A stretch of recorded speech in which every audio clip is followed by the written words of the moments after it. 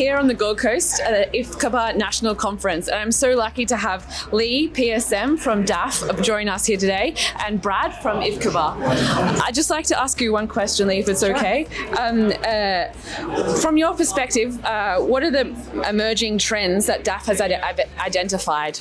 Yeah, so in terms of trends, obviously, the world is changing massively every year. We see that with pandemics, etc. So I think the trends we're seeing is emerging pests and diseases in countries we've never seen them before. Foot and mouth disease, a good example. Foot and mouth disease into Bali, very close to Australia, and makes us very nervous. So that just increased trade and the complexity of the trade brings about increased risks for us to be managing from a biosecurity perspective. All right, how about for you, Brad? How important is it that we have DAFF on board with industry?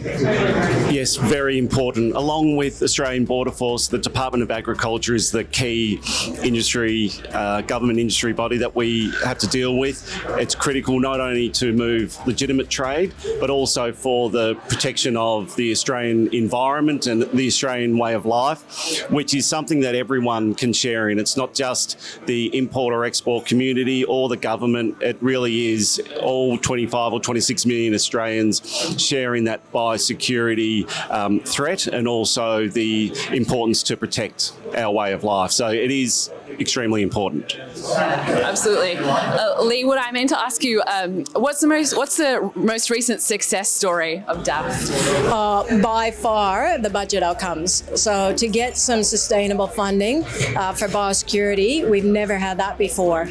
We've had funding come our way when there's a major outbreak of something like equine influenza or white spot and prawns, but we need that sustainable funding to be able to keep up with the emerging pests and disease threats that are coming our way. So the minister spoke this morning about it, and I absolutely agree that getting that sustainable funding will really make a difference for us. Yeah, absolutely. It's well overdue. It's more protective than preventative, more than reactive, which is what we really need. On behalf of the industry, it's very sad to see you moving on. I know a lot of people over the years have really valued the contribution between government and industry, and I know Brad can probably speak to that as well. Yes, it was a shock and sad news that Lee's moving on. She's such a well-respected part of the department and gets on so well with all our members,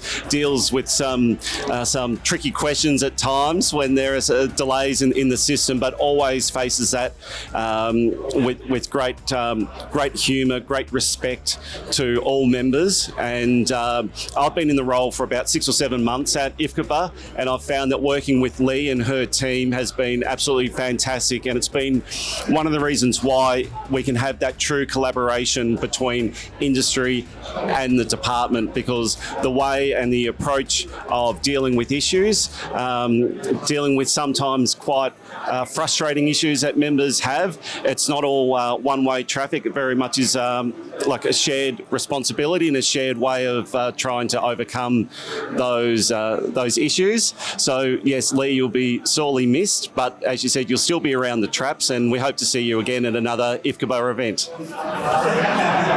Thank you, Brad, and thank you, Lee, for your time this morning. Thank you very much.